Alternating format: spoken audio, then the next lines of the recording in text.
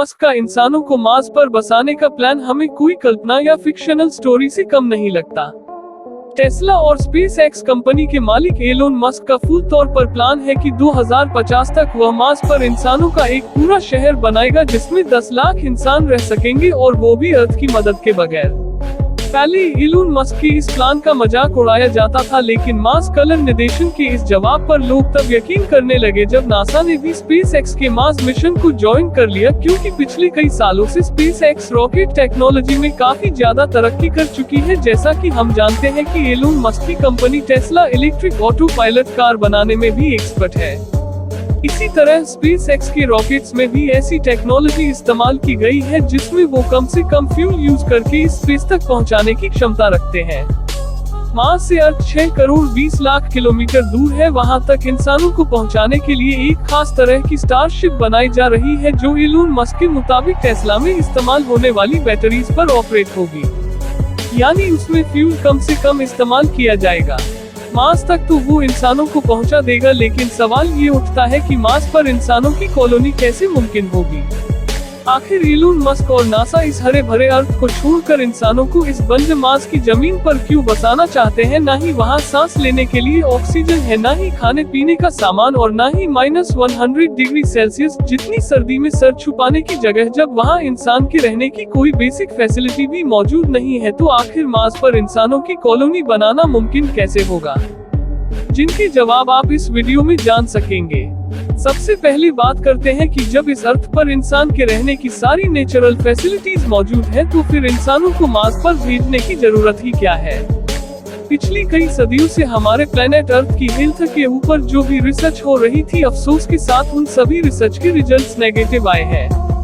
Science का कहना है कि जब से इंसान ने फॉसिल फ्यूल यानी पेट्रोल और गैस का इस्तेमाल शुरू किया है तब से अर्थ का तापमान बढ़ता चला जा रहा है और एक वक्त ऐसा आएगा जब ये तापमान इतना ज्यादा हो जाएगा कि अर्थ पर किसी भी मनुष्य का रहना मुमकिन नहीं होगा। एक सर्वे के मुताबिक हर 10 सालों में अर्थ का एवरेज तापमान 0.16 डिग्री सेल्सियस जितना बढ़ रहा है, यानी जिन गर्म इलाकों में अभी इंसान बसते हैं, अगर ये सब ऐसे ही चलता रहा तो आज से 150 सालों के बाद वहाँ इंसान का रहना मुमकिन नहीं होगा। तापमान बढ़ने की वजह से ग्लेशियर्स भी धड़ाधड़ पिघल रहे हैं, जिनकी वजह से फ्लड, साइक्लोन और सुनामी का चांस भी बढ़ता जा रहा है। बात सिर्फ फ्यूल के इस्तेमाल की ही नहीं है, इस पॉल्यूशन ने हमारे अर्थ की ओजोन लेयर को भी नुकसान पहुंचा दिया है। वो ओजोन लेयर जो सूरज से निकलने वाली जानलेवा रेज से हमें बचाती है, वो भी अब आहिस्ता आहिस्ता करके डैमेज होती जा रही है। यानी एक तरफ पॉल्यूशन से पैदा होने वाली गर्मी और दूसरी तरफ खौफनाक सोलर रेडिएशन। इससे एक बात तो कंफर्म हो चुकी है कि एक न एक दिन हमारा अर्थ रहने के काबिल नहीं बचेगा और यही वजह है कि हम इंसान अपने लिए एक दूसरा घर यानी एक दूसरा प्लेनेट अभी से ढूंढ रहे हैं। लेकिन सिर्फ मार्स ही क्यों, हमारे सोलर सिस्टम में तो दूसरे भी कई प्लेनेट मौजूद हैं, तो फिर आखिर मार्स को ही क्यों चुना जा रहा है? हमारे सोलर सिस्टम में हमारा एक पड़ोसी प्लेनेट वीनस है और दूसरा मार्स। वीनस जो मार्स के मुकाबले में अर्थ से काफी ज्यादा करीब है, लेकिन हम वहां नहीं जा सकते क्योंकि वहां वही सब कुछ है जिससे हम भाग रहे हैं, यानी गर्मी। जी हाँ, वीनस सूरज के गिर्द चक्कर लगाने वाला दूसरा प्लेनेट है जहां गर्मी इतनी शदीद होती है कि लोहे को भी पिघला कर रख दे। दूसरी तरफ हमारा पड़ोसी है मार्स, 2 सूरज के चक्कर लगाने वाला चौथा प्लेनेट है। यहाँ वीनस जैसी आग तो नहीं बरसती, पर यहाँ सर्दी अर्थ के आर्कटिक रीजन से भी ज्यादा होती है। सिर्फ कड़ाकेदार सर्दी ही नहीं है जो मार्स पर इंसानों के लिए मुश्किल खड़ी करे, बल्कि ना ही वहाँ ऑक्सीजन है और ना ही पानी, यानी इंसान के जिंदा रहने की बेसिक फैसिलिटीज भी वहाँ मौजूद नहीं है। ये सारी कंडीशंस जानने के बावजूद भी नासा और एलोन मस्क के पास आखिर ऐसा क्या प्लान है जिससे वह मार्स पर इंसानों को जिंदा रख सकते हैं? एलोन मस्क के प्लान के मुताबिक 2026 में पहले मार्स पर इंसानों का एक छोटा ग्रुप जाएगा। इस ग्रुप के पास कम से कम 2 साल जिंदा रहने की तमाम चीजें मौजूद होंगी, यानी खाना पीना, ऑक्सीजन और प्रेशर सूट। लेकिन इस ग्रुप के वहां जाने से भी पहले मार्स पर एक प्रोटेक्टिव शेल्टर बनाना बहुत ही जरूरी है, क्योंकि मार्स पर मिट्टी के खौफनाक तूफान इंसानों नुकसान पहुंचा सकते हैं। ये प्रोटेक्टिव शेल्टर्स मार्स पर मौजूद मिट्टी से ही बनाए जाएंगे, लेकिन जब मार्स पर इंसान नहीं होंगे तो ये शेल्टर आखिर बनाएगा कौन? हैरतअंगेज तौर पर ये शेल्टर्स मार्स पर मौजूद रोबोट्स बनाएंगे।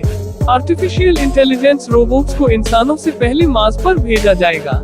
ये एक खास किस्म के रोबोट होंगे जो वैसे तो अलग अलग हिस्सों में काम कर सकेंगे, लेकिन जरूरत पड़ने पर वो आपस में जुड़ भी सकेंगे। ये रोबोट इंसान के काम करने से काफी ज्यादा फास्ट काम कर सकेंगे, जिनमें कैमरा, सेंसर्स, मिट्टी खोदने के लिए स्केलेटन और 3D प्रिंटर यूनिट भी लगे होंगे। सोलर एनर्जी से चलने वाले ये रोबोट्स पहले तो सेंसर्स की मदद से एक खास किस्म की मिट्टी ढूंढेंगे, जिस जगह पर वो खास मिट्टी ज्यादा पाएंगे वहीं वो अपना बेस यूनिट कायम कर लेंगे। इन रोबोट्स में से जिसका काम टैगिंग का होगा वो उस जगह को खोदकर मिट्टी को कलेक्ट करेगा और फिर छोटे छोटे रोबोट ये मिट्टी रिफाइनिंग यूनिट तक लेकर जाएंगे। रिफाइनिंग के बाद ये मिट्टी 3D प्रिंटर यूनिट तक पहुंचाई जाएगी, जो एक एक लेयर करके 3D प्रिंट करते जाएंगे। कई महीनों तक ये काम ऐसा ही चलता रहेगा, जिसको अर्थ से बैठकर भी मॉनिटर किया जा सकेगा। शेल्टर कंप्लीट होने के बाद स्टार्ट होगा रोबोट्स का दूसरा फेज। अब मार्स पर पहली बार इंसानों का एक ग्रुप लैंड करेगा। क्योंकि इंसान यहाँ पहली बार लैंड करेंगे, इसीलिए इनके पास काफी सारा सामान भी मौजूद होगा। मार्स पर मौजूद रोबोट्स इंसानों को वहाँ वेलकम करेंगे, उनका सामान उठाकर लैंडिंग साइट से बेस यूनिट तक लेकर जाएंगे और बेस यूनिट के शेल्टर के अंदर छोटे छोटे यूनिट्स को रखा जाएगा, जो अपने आप इंफ्रारेड हो जाएंगे, क्योंकि मार्स का एटमॉस्फेयर प्रेशर बहुत ही कम है। इसी वजह से इंसान वहाँ इन प्रेशर हाई ब्लड यूनिट्स में रहेंगे, यानी इन यूनिट्स में अर्थ की तरह आर्टिफिशियल प्रेशर बनाया जाएगा।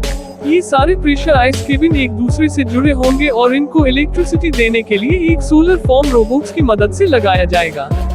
अगर किसी इंसान को बेस यूनिट से बाहर जाना होगा तो एक स्पेशल गाड़ी केबिन के दरवाजे से आकर फिक्स हो जाएगी, ताकि दरवाजा खोलने से अंदर का प्रेशर लीक ना हो सके। अब शुरुआत होगी मार्स पर एक ग्रीन हाउस बनाने की, ताकि मार्स पर सब्जी पैदा की जा सके। साइंस रिसर्च के मुताबिक मार्स पर स्टार्टिंग में सिर्फ आलू और बीन्स लगाए जा सकेंगे। ग्रीन हाउस के अंदर प्लांट्स जैसे जैसे बड़े होंगे, उनमें से एक ऐसी चीज निकलेगी जिसका होना मार्स पर बहुत ही ज्यादा जरूरी है, और वो है ऑक्सीजन। जी हाँ, ये प्लांट्स मार्स पर सब्जियों के अलावा इंसानों को ऑक्सीजन भी देंगे, लेकिन ये ऑक्सीजन इतना ज्यादा नहीं होगा, इसलिए जल्द से जल्द मार्स पर ऑक्सीजन बनाने का भी बंदोबस्त किया जाएगा। हैरतअंगेज तौर पर ये एक्सपेरिमेंट मार्स रोवर पहले ही कर चुका है, एक स्पेशल डिवाइस जो सोलर एनर्जी के जरिए ऑपरेट होगी। वो मार्स के एटमॉस्फेयर से कार्बन डाइऑक्साइड को लेकर उसमें से हीट और इलेक्ट्रिकल करंट पास करेगी, जिससे ऑक्सीजन कार्बन डाइऑक्साइड से अलग हो जाएगा और उस ऑक्सीजन को कलेक्ट कर लिया जाएगा। यानी अब इंसानों की एक छोटी टीम वहाँ ऑक्सीजन भी बना सकेगी। खाने के लिए उनके पास सिर्फ 2 डिश ही सही खाना मौजूद होगा, और मार्स की जमीन के नीचे फ्रोजन वाटर मार्स पर मौजूद रोवर पहले ही टूट चुकी बर्फ को पिघलाकर पानी भी बनाया जाएगा। यानी कि मार्स पर भेजे गए इंसान अब बगैर अर्थ की मदद से जिंदा भी रह सकेंगे और वक्त पड़ने पर वापस अर्थ की तरफ रवाना भी हो सकेंगे। लेकिन क्या ये सब ऐसे ही चलता रहेगा? क्या मार्स पर जाने वाले लोग कभी भी अपने केबिन से बाहर नहीं निकलेंगे? अगर मार्स पर जाकर भी ऐसी ही जिंदगी गुजारनी है तो फिर इतने ज्यादा तामझाम की आखिर जरूरत ही क्या थी?